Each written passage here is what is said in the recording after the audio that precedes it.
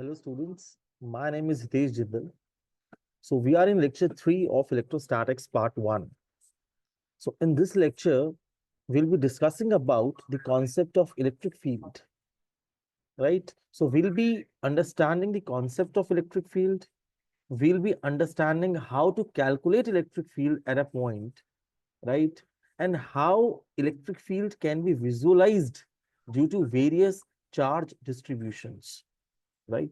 So that we'll be covering in this lecture, lecture 3 of electrostatics part 1. So let's start. So let me present with you the presentation for this lecture. So as you can see on your screen, so the topics that we'll be discussing today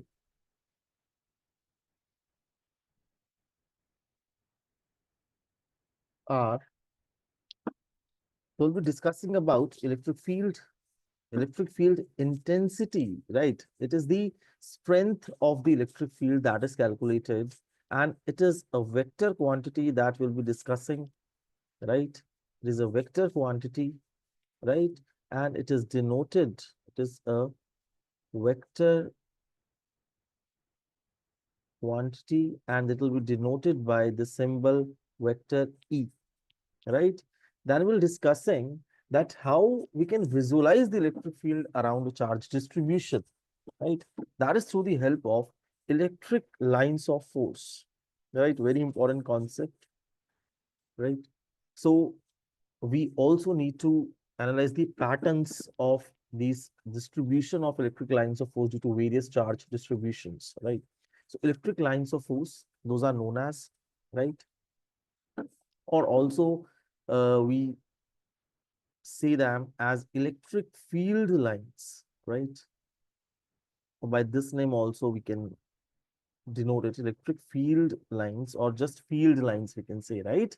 So this electric connotes that it is electric field lines. We have also gravitational field lines, right? We have also magnetic field lines. So where this concept of field lines come, right?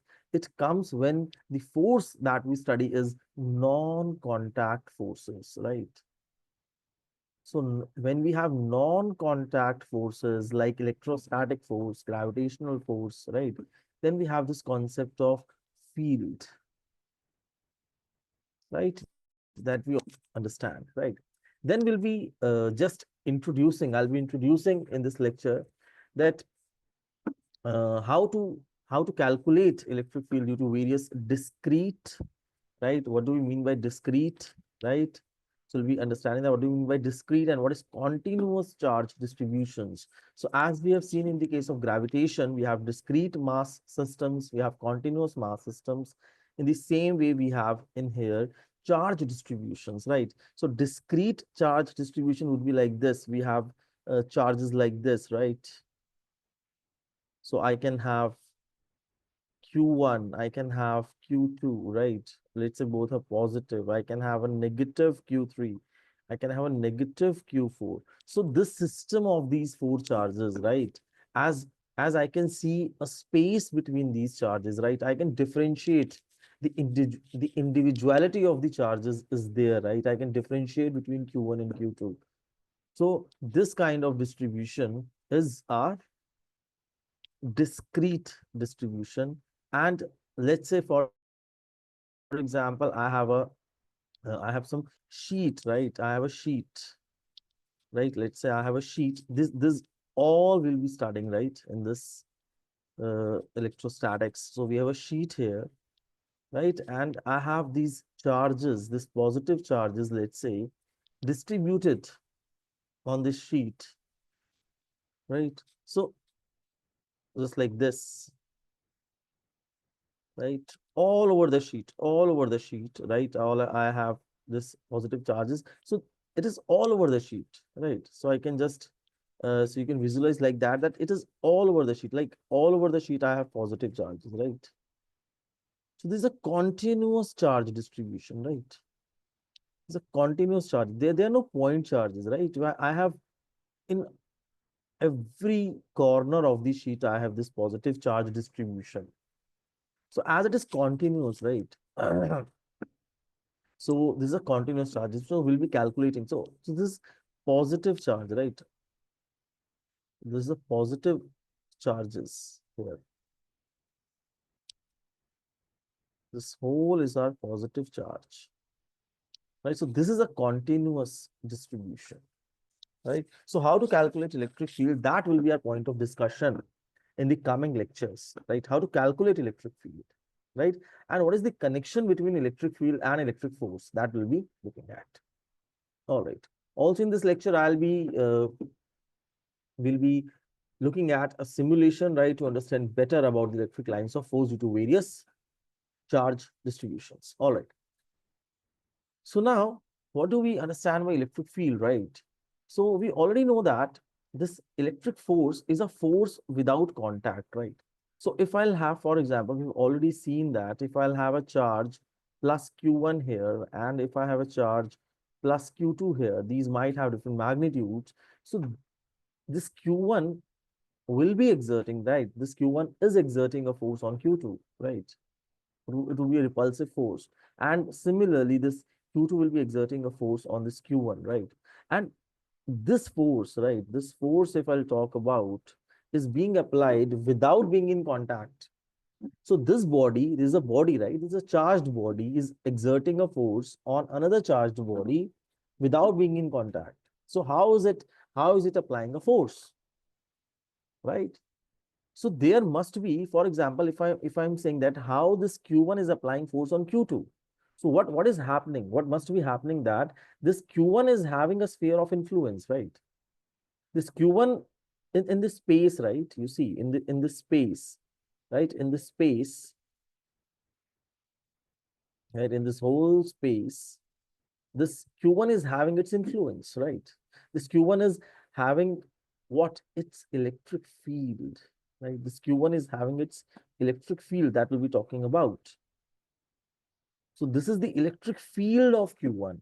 So this Q2 is in the electric field of Q1, and hence it is experiencing a force, right? So this we can say is the electric field, is the electric field. What do we mean by field, right? We have football field, right?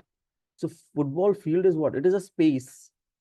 So a space surrounding a charge becomes electric due to that charge, right? So that is the electric field. And if another charge, for example, Q2 is here, so Q2 will experience a force. Similarly, this Q1 is in the electric field of Q2. Q2 is also having an electric field, right? And thereby Q1 is experiencing a force being in the electric field. So herein the force is experienced, right? The force is being exerted without being in contact. So non-contact forces are experienced, right? Are applied by fields, right? By having fields, right? So charged particle Q1 is having this electric field, Q2 is in this electric field and hence is experiencing a force, right? So this we can understand that this Q2 experiences Fe due to electric field, of Q1, right? So whenever we have any charge in an electric field, the charge will experience a force. So force is due to the electric field, right? So that we need to understand, the connection between, you can say, the electric field and the electric force, right? So field is giving rise to electric force. That we need to understand, right? That is the basic concept of it, right? So, so a charge or any charge distribution produces a field in space surrounding it, right? So that region surrounding a charge, you can see that in which its electrical effects, right? What would be its electrical effect, right? This Q2 is experiencing a force here is the electrical effect of Q1, right? So in which its electrical effects can be experienced is called the electric field of the given charge, right? So you can understand that. So Q1's electrical effects is experienced, right, is experienced by the Q2, and Q2's electrical effects are being experienced by Q1, right? So that region is known as the electric field. That we need to understand, right? Now, what about its mathematics, right? What about its mathematics? So you see here. So let's say I have a charge, capital Q here, right? Let's say I have a positive charge, right? And I want to know, I want to understand, I take a point P and I want to understand is at a, let's say, at a distance R from this charge, and I want to understand the electric field at this point, right? And the direction also, right? So electric field is what? Electric field is a vector quantity. So it must be having a direction, right? So it must be having a direction. So you see here, so what do we do here? So this is the source charge, right? We call it a source charge, right? We call it a source charge, right? From where we are getting the field, right? From where we are getting the electrical effects. All right. Now what do? We take a test charge, right? We take a test charge. Test charge, let's say Q naught, right? And this test charge is positive. So these are the criteria for a test charge, right? We want to test the electric field at point P. So what I do, I take a test charge Q naught. It should be positive, but and it should be small, right? Why it should be small? So that it does not affect the electrical effects of Q, capital Q, right? So it should be kept small, right? Okay. Then what we do? Then we keep this test charge here, right? We keep this test charge at this point. So let us keep that. So we keep this test charge at this point. So we have kept plus Q naught here, right? Now what we observe the electrical force, the electric force or the electrostatic force experienced by this, right? So let's say this is experiencing a force in this direction. Obviously, this is positive, positive, but is experiencing a force in this direction, right? So we calculate the force experienced by Q naught. So what that would be? We know from by Coulomb's law, right? So by Coulomb's law, we understand that force must be what? That force must be K times capital Q, Q naught by R square. Getting it? So this is the force experience, right? We have got the force experienced by small Q naught, right? Now, now is the important point. Now, how to find the electric field at this point? So if I want to find the electric field, right? The electric field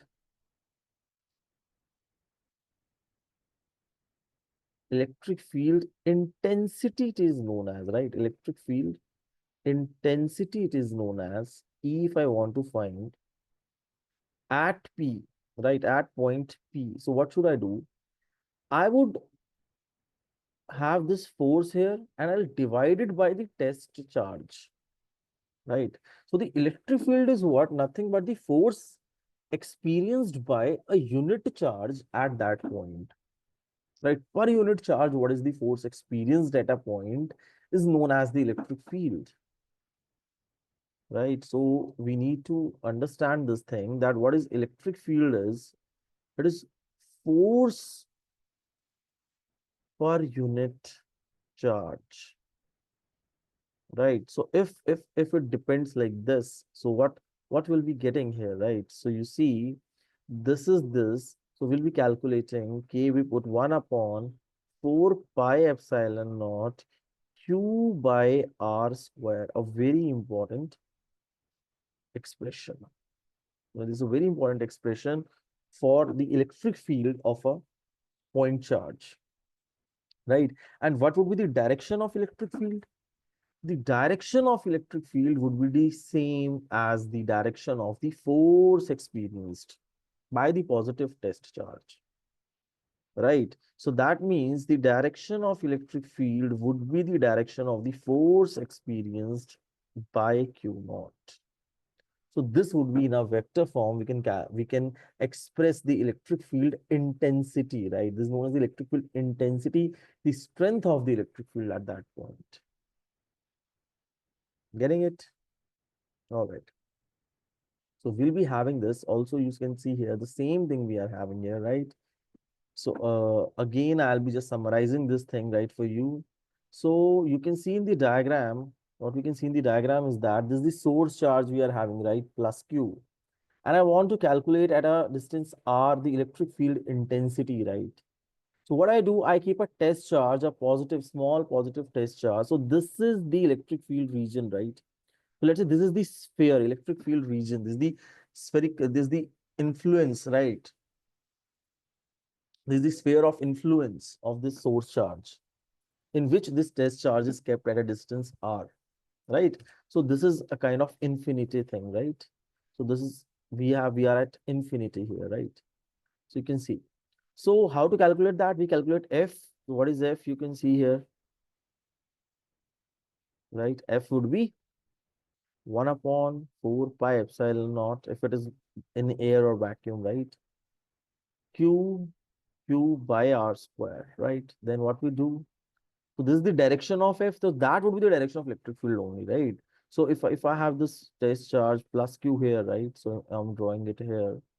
Then at a distance R, right? What would be the electric field at point P? The electric field would be in this direction only, right? And as from our above formula, that would be KQ by R square. So you see the electric field intensity at a point is depending upon what? Is depending upon the magnitude of the source charge and inversely proportional to the square of the distance.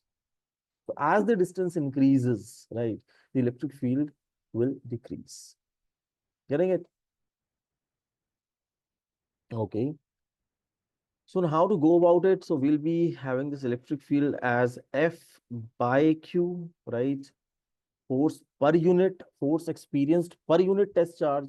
So that would be 1 upon 4 pi epsilon naught Q by R square. And the direction is in the direction of the force experienced. So this would be the direction, right? So if I want to find out, let's say if I want to find out the electric field at this point, right? Let's say I have this point P1, right? And it is at a distance of R1, right?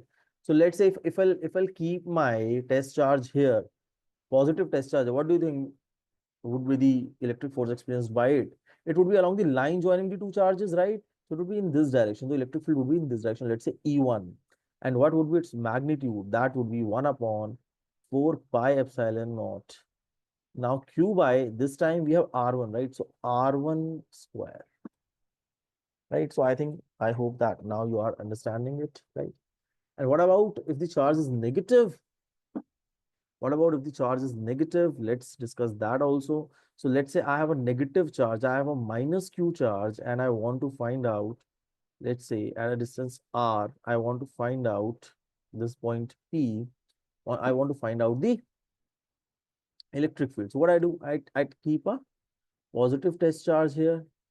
In which direction it will experience force? It will experience force in this direction. Getting it? It will experience force in this direction, right? So this direction will experience force, right? So in this direction only will be the electric field intensity. So in this direction only we'll be having the electric field intensity. And the magnitude would remain the same, 1 upon 4 pi epsilon naught Q by R square. The strength would remain the same, but the direction would be now towards the charge, right? So that we need to understand that for positive charge, the electric field is away from the charge. And for a negative charge, the electric field is towards the charge, right? Obviously, a negative charge would attract a positive test charge, and a positive source charge would repel a positive test charge, right? All right, right. So now, so these are some of the properties of electric field intensity that we have been discussing, right? So I have already told you that it is a vector quantity, right? Its direction is the same as the force experienced by a positive test charge. This is important, right? that the test charge must be positive to find the correct direction of the electric field at a point, right? And this point I have discussed that electric field due to positive charge is always away from it, and negative charge towards it, right? Okay, getting it? All right. So these are some of the properties of electric field, right? Now, what would be the SI unit? What do you think would be the SI unit, right? SI unit of electric field. What do you think? What should it be? Electric field intensity, right? So electric field, you see, electric field is a region. It is a space. It is not a quantity. It is just a space. That is electric field. And at different points, we can find out electric field intensity. So it is a physical quantity denoted by capital E, right? What is the SI unit? So we know that E is F by Q, right? So we know that this F is denoted by Newton and this Q is denoted by Coulomb, right? So the SI unit of electric field becomes for Newton per Coulomb, right? Newton per Coulomb. Or also we'll be looking at afterwards that electric field's unit is also volt per meter. This is volt per meter, right? That will be looking at in the next electrostatics part 2, right? That how we arrive at this unit. So this is the SI unit of electric field. All right. Okay. Okay. If I want to know the dimensional formula, right? You understand? If I want to know the dimensional formula of electric field, what do you think should be? Right? The dimensional formula of electric field, what that would be? So you see again, force by charge, right? So the dimensional formula of force is what? MLT minus 2, right? So you'll be having MLT minus 2. And what is the dimensional formula of charge, right? What is the dimensional formula of charge? So we know that what is current? Current is Q by T time. What is charge? Charge is I into T, right? What is the dimensional formula of charges? It is the ampere A into time, right? So we'll put at A T. So what would be the dimensional formula of electric field? That comes out to be M L. You see T minus 2, T minus 1 here. So it will be T minus 3, right? And A minus 1. So that would be the dimensional formula of electric field intensity, right? Okay. Now let us look at this question, right here in front of us. So you see, we have a force, right? We have a force given acts on a charge of this, the intensity of electric field at that point, right? So what we have to do, we would simply be dividing the force by the charge, right? So this charge is experiencing this force. So we'll be having 2.56 by 16 into 10 to the power minus 4, right? So it will go up.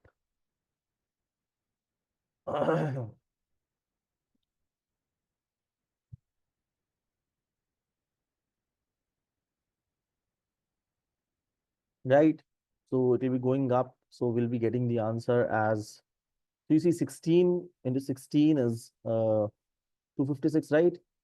So we'll be having 2560 by 16, right? So that comes out to be, so you see 1, so we'll be having, right? So let us divide that 4. So it would be 8, right? 840, right? So we'd be having,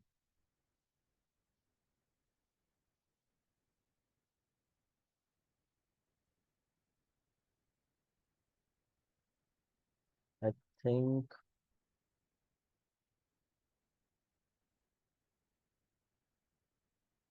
16, 2.56, right? So we go up. So 2560 and one more zero, right? So it will more, one more zero will come. So 16,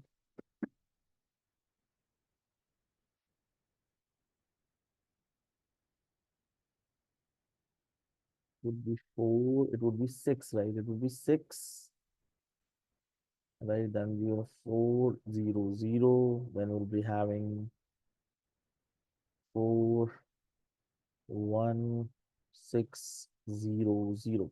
So right, it will be 1600 Newton per Coulomb. Quite simple question, right? 1600 Newton per Coulomb, right? All right. Quite simple question, right? So you see, up we have a proton and we have an electron, right? All both of them are placed in uniform electric field, right? Okay. So electric forces acting on them will be equal or what, right? So we have to tell that, right? So we understand that proton and electron, right? So both are having the same charge, right? It is having plus E, it is having minus E, right? This electron is having minus E, right? So if they are in the same uniform electric field, so that means the electric field is uniform everywhere, the same magnitude, right? So you see, if I have electric field as force by charge, so if I want to know the force would come out to be charge into electric field, right? Just we have put the Q here, right? So charge is same, charge is same, and charge is same and electric field is same. The force experience, the electric force is acting on them will be equal, right? But they would be in opposite direction because one is positive, one is negative. Getting it? So let's say if the electric field is here, right? If the electric field is here in this direction, so the force experienced by this proton would be in this direction, right? Q into E, right? And if electric field in this direction, the force experienced by electron would be in this direction, right? Force would be in this direction. Same, E into E, right? See, directions would be different. So we'll do that. The magnitudes of the forces will be equal, right? Would be accelerations will be equal. You see that? Acceleration of proton would be what?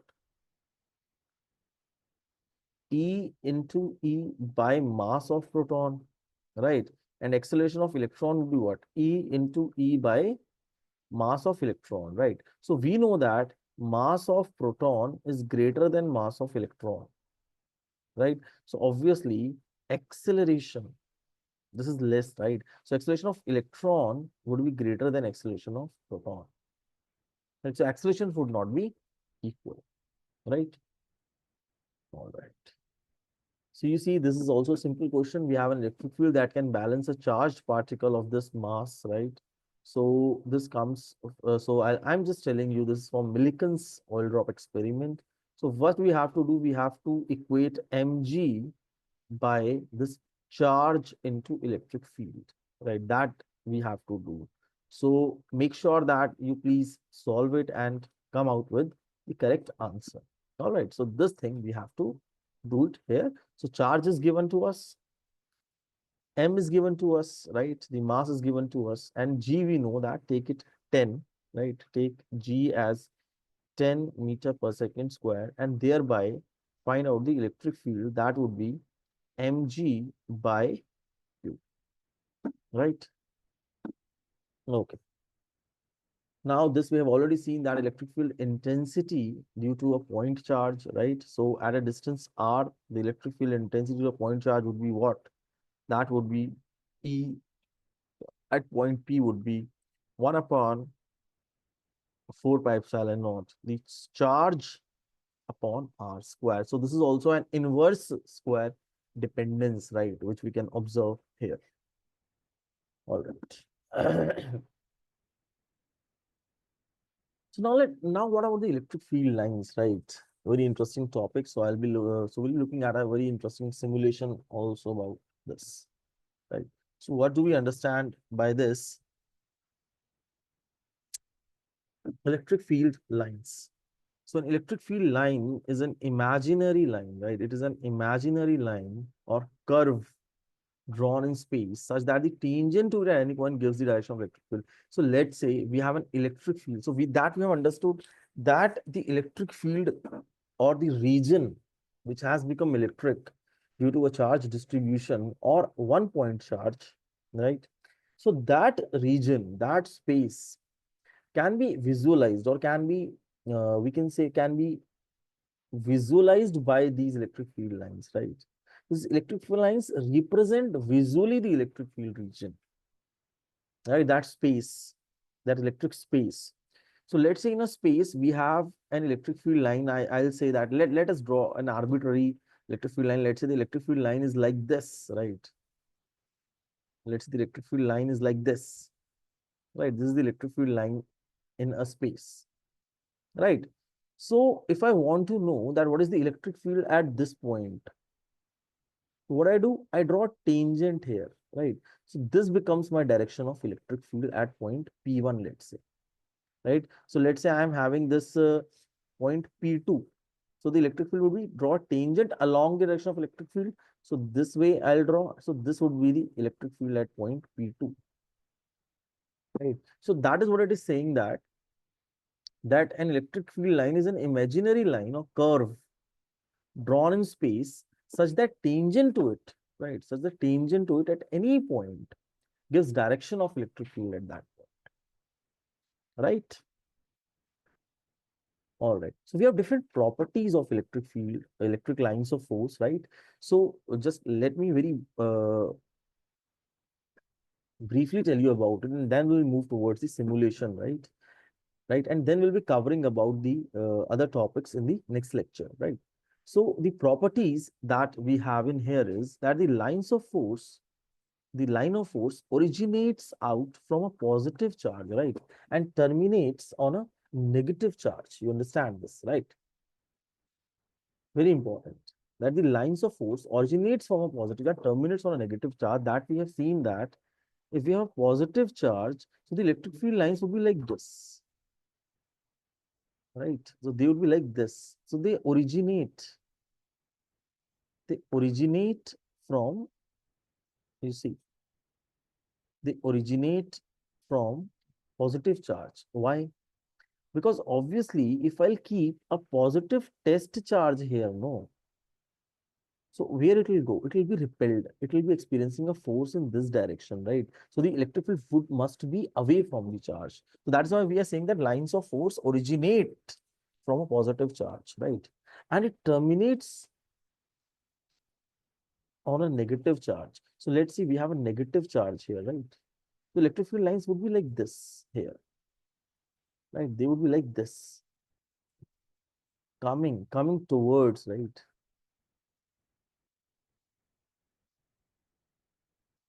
Coming towards the charge, right?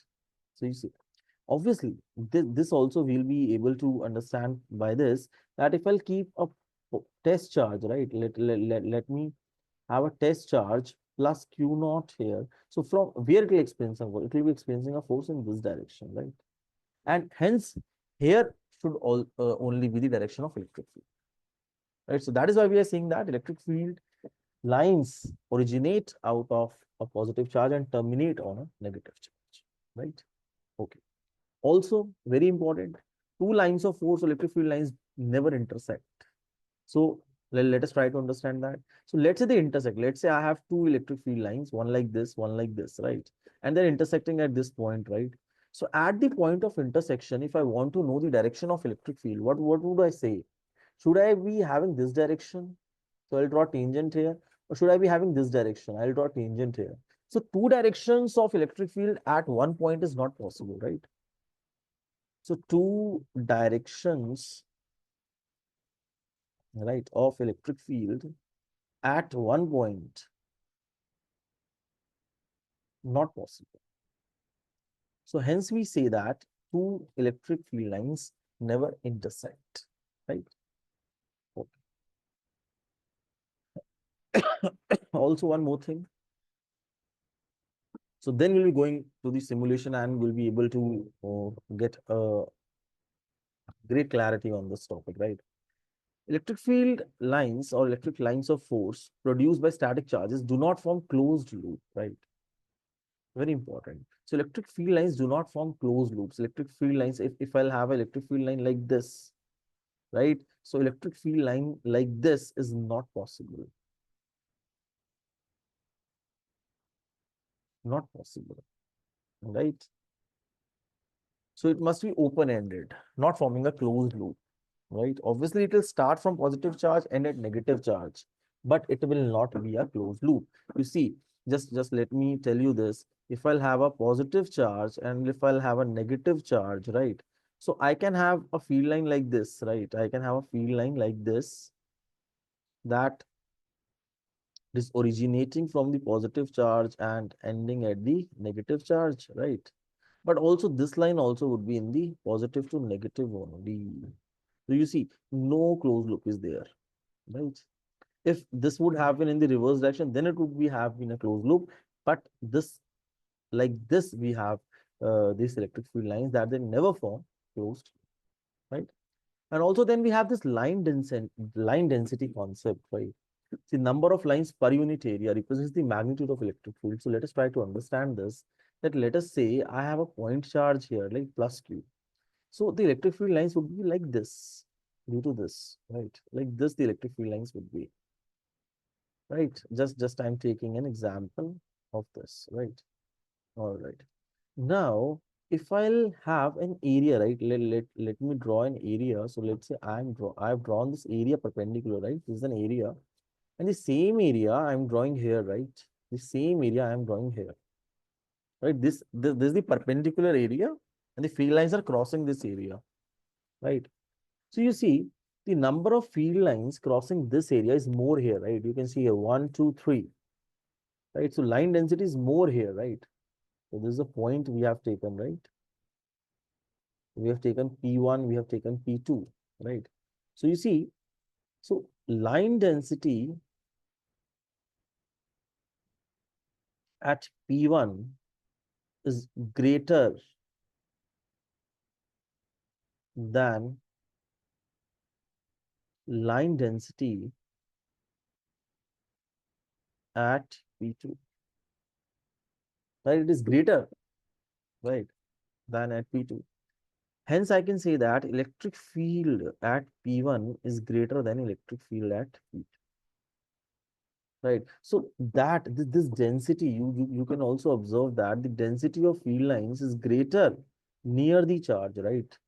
And it is lesser, the density is lesser away from the charge. So that's why the magnitude of electric field intensity decreases as we move far away from the charge. And we can have this expression from here also that electric field is inversely proportional to R square, right? So as we increase R, electric field would obviously be decreasing.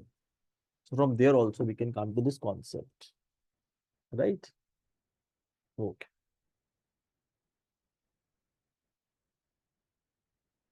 And also we can see here the number of lines originating or terminating at a charge is proportional to the magnitude of charge, obviously. So more would be the magnitude, right? So you see electric field is directly proportional to the charge, magnitude of charge. So more would be the magnitude, more would be the charge, more would be the electric field intensity, and hence more would be the number of lines. Because the line density is proportional to the magnitude of electric field, right? And this will be talking about in conductor, but for now you just understand this: the electric lines of force end of start perpendicular to the surface of a conductor, right? So let's say I have a conductor here, right? So let us say i have a I have a conductor here, right? So this is a conductor,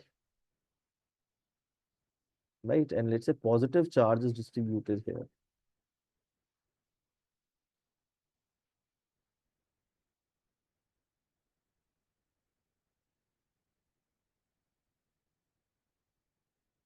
Positive charge is distributed here. So if I want to know the electric field at this point, right? So this is a conductor, surface of the conductor. So the electric field will be perpendicular to it, right? It will be perpendicular to the surface, right? Here it will be like this, perpendicular to the surface.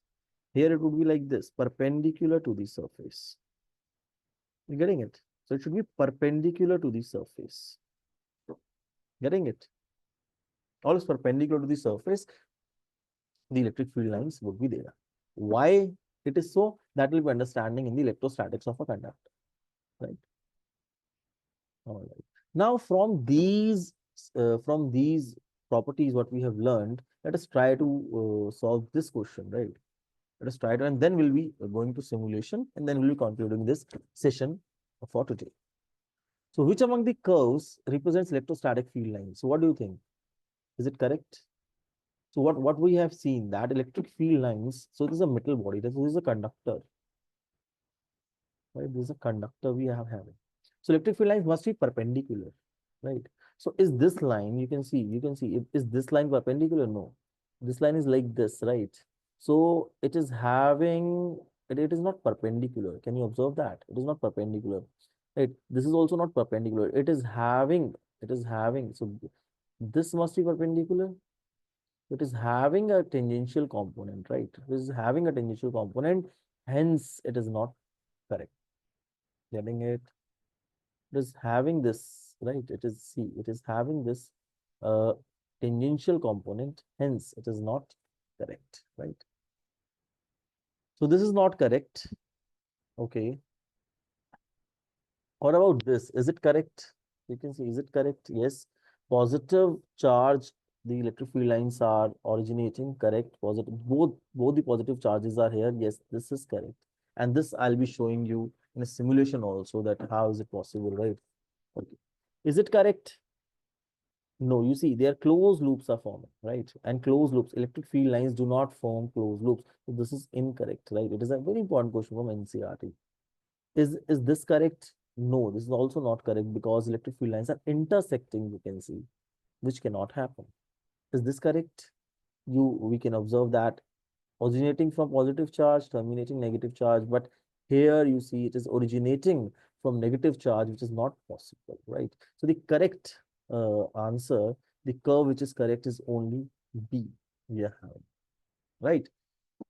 So now let me for your better understanding of the electric field lines, so let us go to the simulation, and then we'll be concluding this session. So let me share with you the simulation.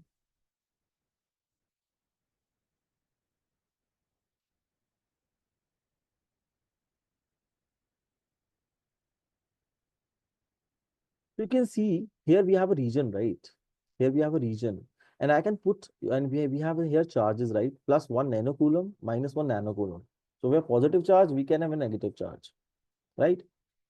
So what I'm doing in here is, right, I'm putting a positive charge in this space, and let us see how the electric field looks like, right? So I have put a positive charge here, and let us see how the electric field can be visualized through the help of electric field lines. Can you observe?